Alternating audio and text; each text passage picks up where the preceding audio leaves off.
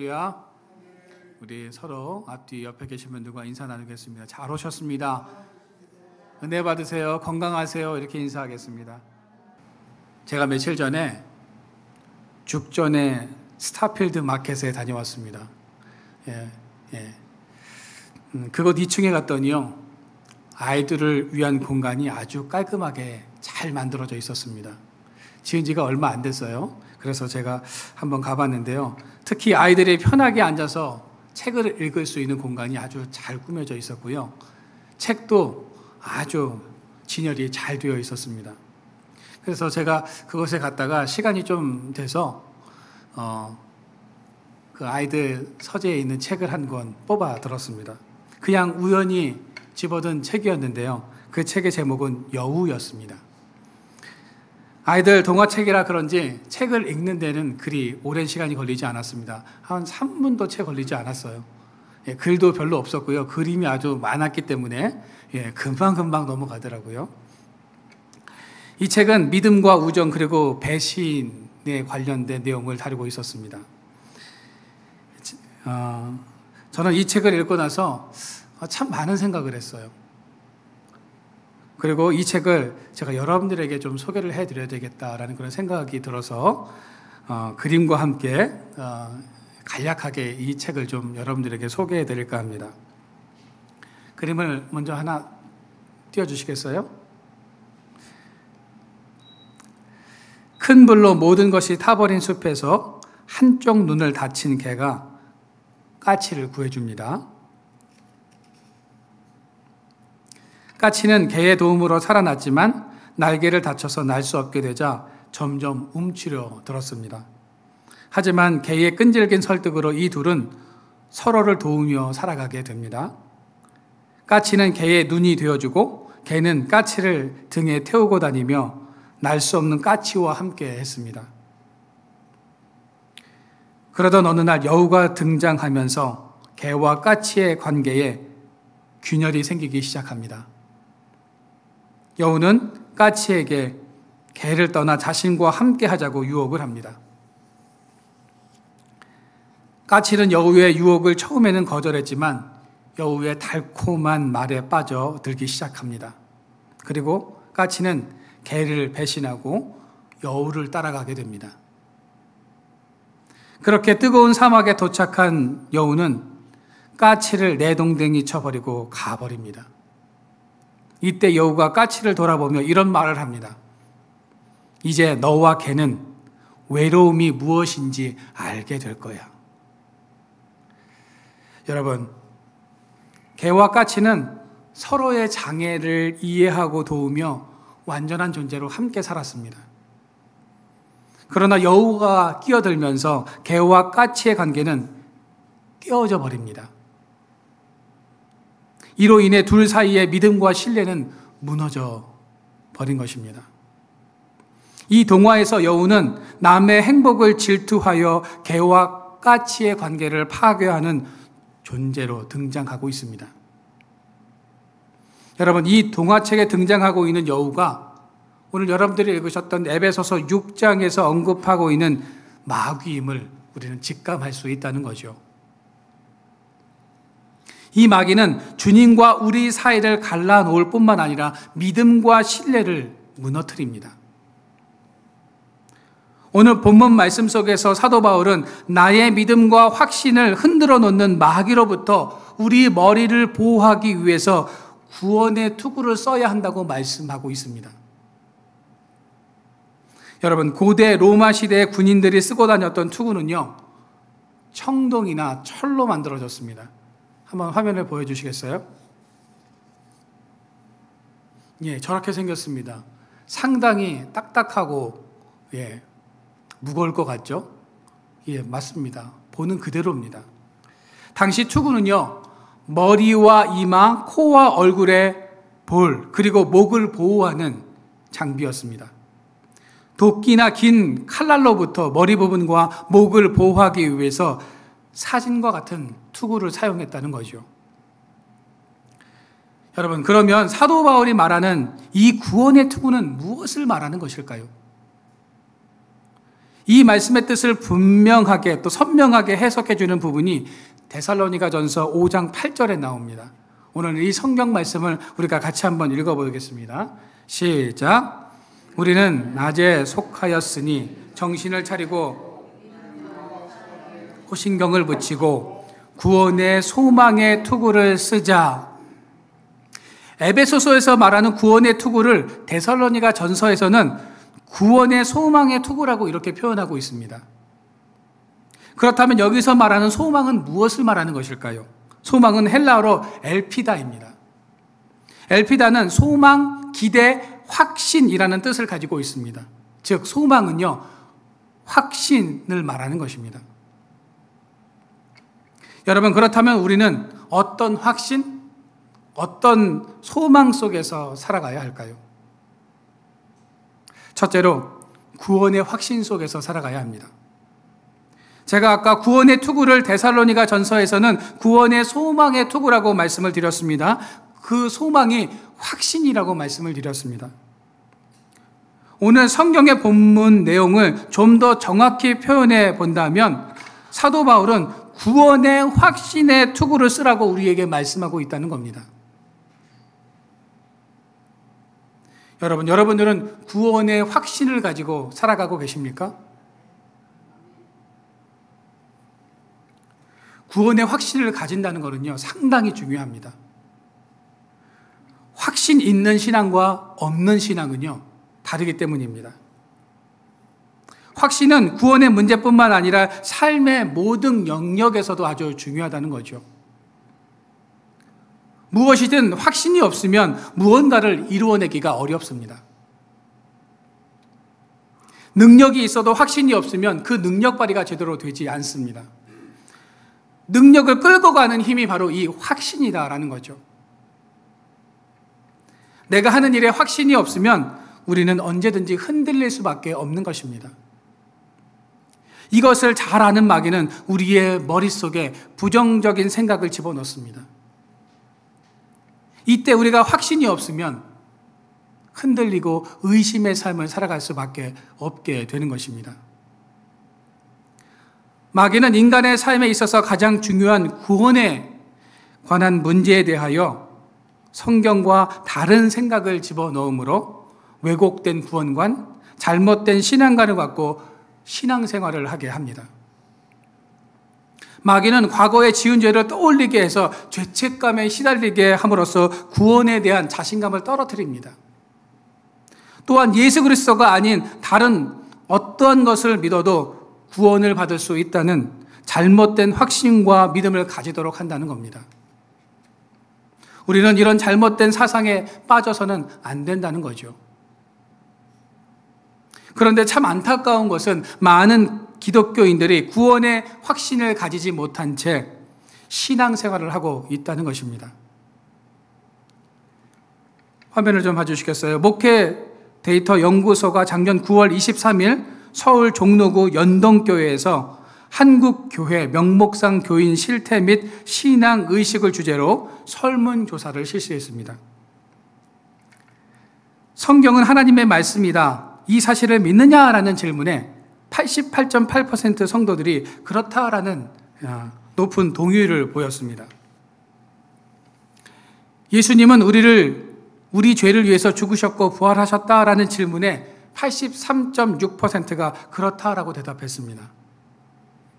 그런데 하나님은 지금도 인간의 삶에 개입하신다라는 질문에 68.3%만이 그렇다라고 대답했습니다. 하나님을 떠난 인간은 죄인이다라는 이 질문에는요, 48.1%만이 그렇다라고 동의를 했습니다. 기독교 외 타 종교의 구원이 없다라는 질문에는 38.2%만이 그렇다라고 응답을 했습니다. 나머지 61.8%는 타 종교에도 구원이 있다라고 이렇게 믿는다는 겁니다. 여러분, 이 조사 결과가 우리에게 충격적으로 다가오는 것은 교회 성도들 중에는 구원의 확신도 없이 신앙생활을 하는 사람들이 많다는 것이고요. 이런 교인들은 결국 교회를 떠나고 신앙을 잃어버리게 된다는 것입니다. 여러분, 사도 바울은 오늘 본문을 통해서 구원의 확신이 없이 살아가거나 의심하고 있는 성도들을 향해서 무엇이라고 말씀하고 있습니까? 구원의 소망의 투구, 구원의 확신의 이 투구를 써야 한다고 우리에게 말씀하고 있습니다. 즉, 구원의 확신과 그 소망을 잃지 말라고 우리에게 말씀하고 있는 것입니다. 여러분, 우리에게 소망과 확신이 없으면 우리는 흔들릴 수밖에 없고 영적인 전쟁에서 패할 수밖에 없는 것입니다. 민수기 13장에 보면 가나안 땅을 정탐하고 돌아온 12명의 정탐꾼들의 이야기가 나오죠. 여러분들이 아마 이 내용을 너무나 잘 알고 계실 겁니다. 이들은 가나안 땅을 둘러보고 와서 모세에게 어떤 보고를 합니까? 10명은 저들과 싸워서는 승산이 없다는 말을 합니다. 만약 모세가 이 10명의 정탐꾼들의 보고를 받아들였다면 이스라엘 백성들은 어떻게 되었을까요?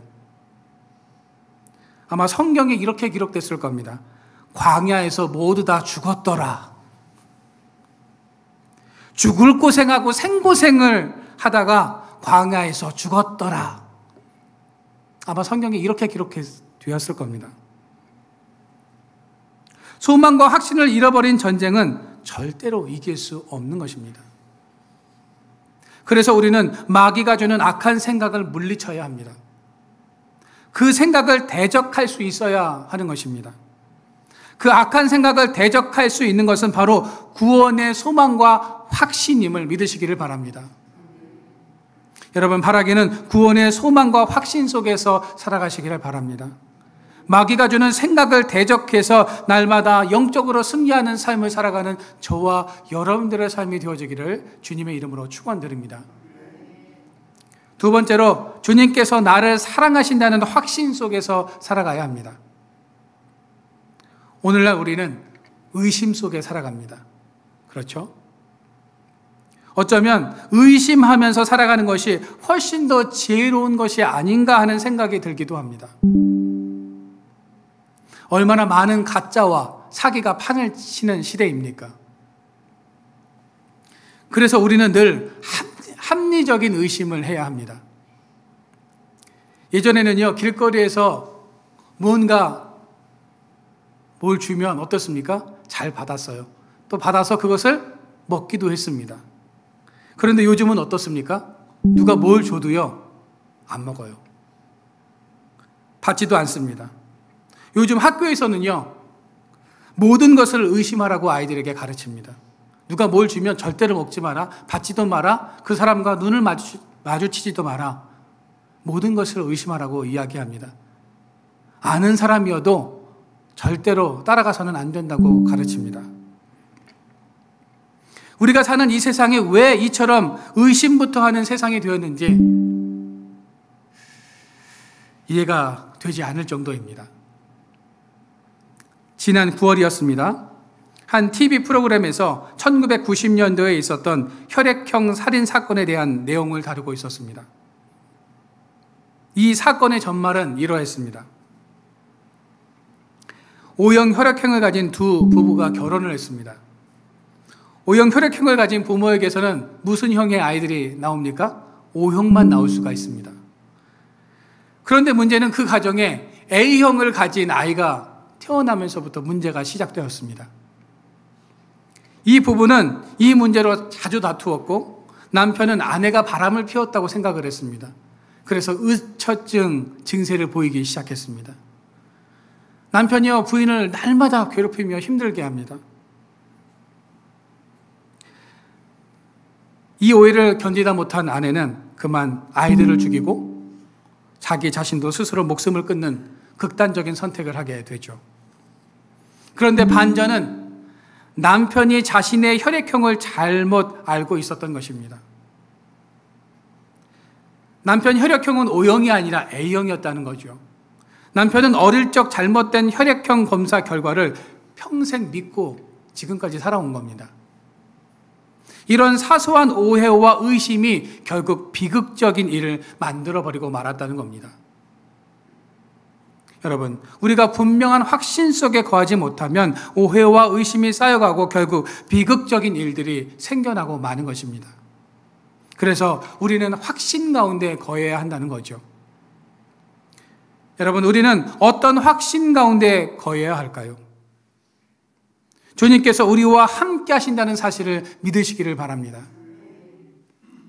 그런데 사람들은 주님께서 나와 함께 하신다는 사실을 잘 믿지 못하고 의심할 때가 많다는 겁니다. 어느 때 주님께서 나와 함께 하신다는 사실을 믿지 못할까요? 나의 삶에 고난과 환난이 찾아올 때, 고통의 이유를 알 수 없을 때 우리는 주님께서 나와 함께 하시는가? 정말 주님께서 나를 돌보시는가 하는 의심을 하게 된다는 겁니다. 마귀가 이런 의심의 씨앗을 우리 머릿속에 심어 놓는 이유는 주님과 우리 사이를 갈라놓기 위해서입니다. 마치 여우가 개와 까치를 갈라놓았던 것처럼 나와 주님 사이를 불신하게 하고 의심하게 한다는 겁니다. 마귀는 주님이 계시다면 너에게 어려움을 주시겠어? 너의 삶이 고통과 어려움 속에 있다는 것은 주님께서 너와 함께 하시지 않는다는 증거야. 그러니 합리적으로 의심을 해봐라고 우리를 미혹하고 유혹한다는 겁니다. 여러분, 마귀는 우리의 생각 속에 끊임없이 의심의 씨앗을 심어 놓습니다. 주님이 함께 하신다는 사실을 의심하게 하고 불신하게 한다는 거죠. 여러분, 버스라는 제목의 뮤지컬을 아십니까? 그 뮤지컬은 이런 내용입니다. 시끄러운 시골 동네 사람들을 싣고 산길을 굽이굽이 돌아가던 길에서 버스가 브레이크 고장을 일으킵니다. 한쪽은 절벽이고요, 다른 한쪽은 낭떠러지입니다. 그런 내리막길을 간신히 이 버스 운전사가 그 길을 잘 요리조리 피해서 내려왔는데 브레이크가 고장 났으니 이 버스는 점점 더 빨리 밑으로 내려갈 수밖에 없었습니다. 이 버스를 세워서 승객을 구하려면 저 앞에 보이는 건초더미에 차를 빵 부딪히는 것이었습니다. 그래서 이 버스 운전사가 그 건초더미로 그 버스를 몰면서 부딪히려고 가고 있는데 하필이면 그때 그 건초더미 앞에 한 아이가 서 있습니다. 버스 운전사는 이럴 수도 없고 저럴 수도 없는 상황입니다. 건초더미로 달려 들어갔다간 그 아이가 죽을 수도 있고, 그 아이를 피하기 위해서 핸들을 틀었다가는 절벽과 낭떠러지로 떨어져서 그 버스 승객들과 자신이 죽을 수도 있는 위험한 상황이었습니다. 여러분들 같으면 이런 상황 속에서 여러분들이 버스 운전사라면 어떻게 행동하셨겠습니까? 이 버스 운전사는요, 승객 7명을 살리기 위해서 건초더미로 차를 몰았습니다. 버스는 아이를 넘어서서 건초더미에 박히면서 서게 됩니다. 승객들은 버스에서 나와서 서로 살았다며 환호성을 지르면서 서로 부둥켜 안고 기뻐합니다. 그런데 버스에 아이가 치여 죽었다는 사실을 알고 승객들은 운전사를 비난하기 시작합니다. 꼭 이 방법밖에 없었느냐고 버스 기사를 공격합니다. 그때 버스에 타고 있던 한 여고생이 살아남은 다른 승객들에게 이렇게 말을 합니다. 그만들 하세요. 버스에 치여서 죽은 아이는 운전기사 아저씨 아들입니다. 이 사실을 알게 된 사람들은 아무 말도 하지 못하고 버스를 떠나게 됩니다. 각자 자기의 인생을 향해서 떠납니다. 이 뮤지컬은 이런 노래로 막을 내립니다. 누군가 사랑했기에, 누군가 희생했기에 이제 우린 새로운 삶을 살아갈 수 있어요. 그렇습니다. 아이의 희생으로 버스 안에 있는 사람들은 새로운 인생을 살게 된 것입니다. 그러면 이 뮤지컬에서 이 아이는 누구를 말하는 것일까요? 바로 예수 그리스도를 말하는 것입니다. 이사야 53장 5절과 6절입니다. 우리가 이 말씀을 같이 읽어보도록 하겠습니다.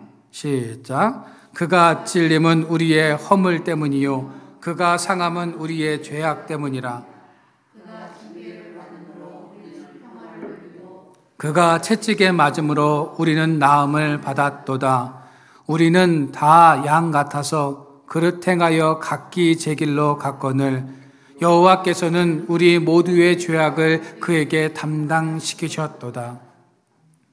여러분, 우리는 예수님의 십자가의 희생으로 다시 살아난 사람들입니다. 하나님께서 죽을 수밖에 없는 우리를 살리신 이유는 바로 우리를 사랑하셨기 때문입니다. 그런데 마귀는 그 사랑을 흔들어 놓습니다. 그 사랑에 의심하게 합니다.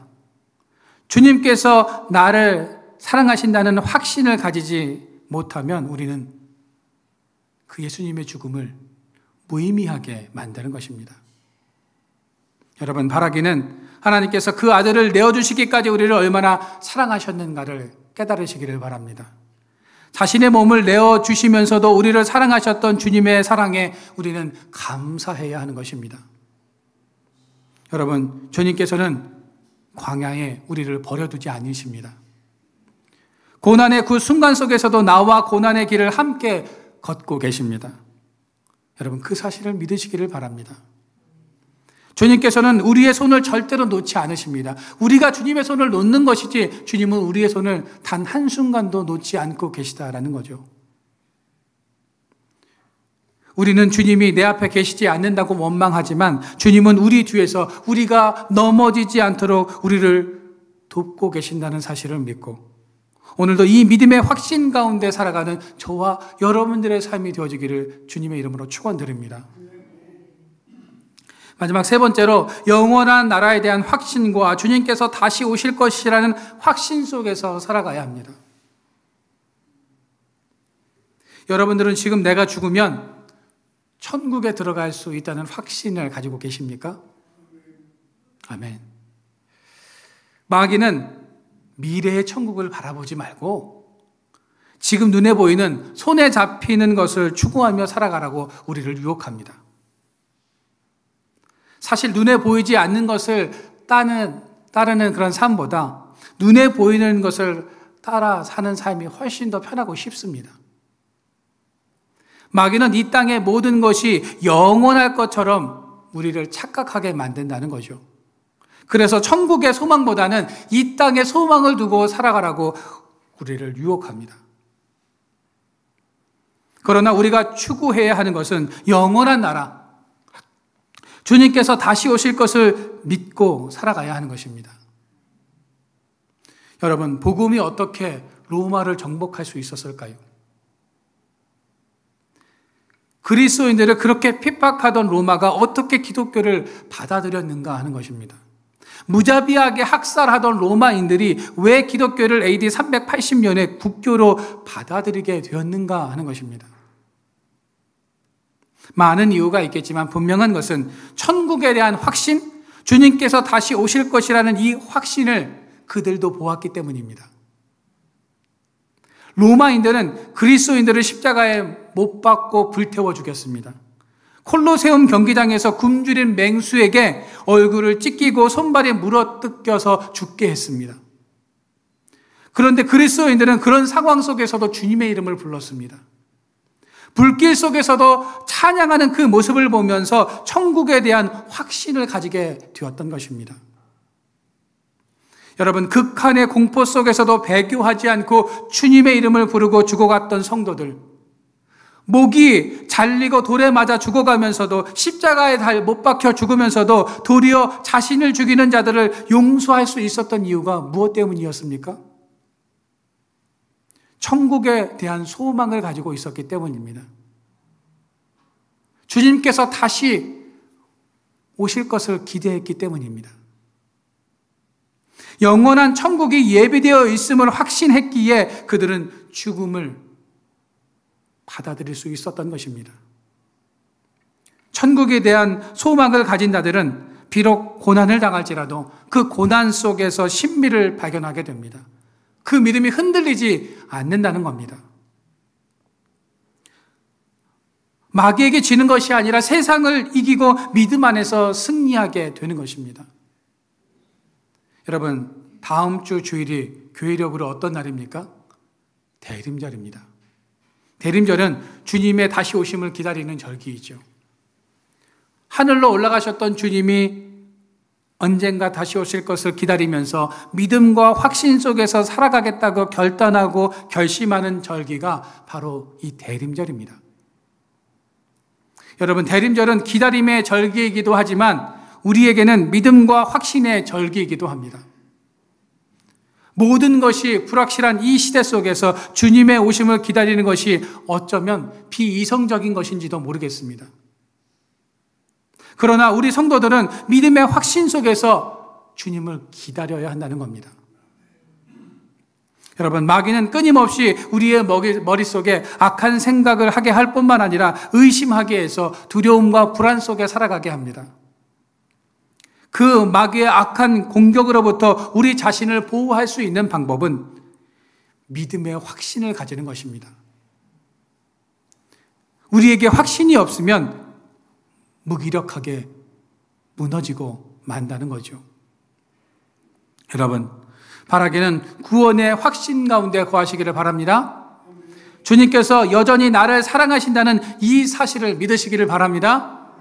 그리고 우리가 천국의 소망을 가지고 지금 죽어도 천국에 간다는 이 확신 속에 살아갈 뿐만 아니라 주님이 다시 오실 것을 기다리는 삶을 살아가는 우리 모두가 되어지기를 주님의 이름으로 축원드립니다.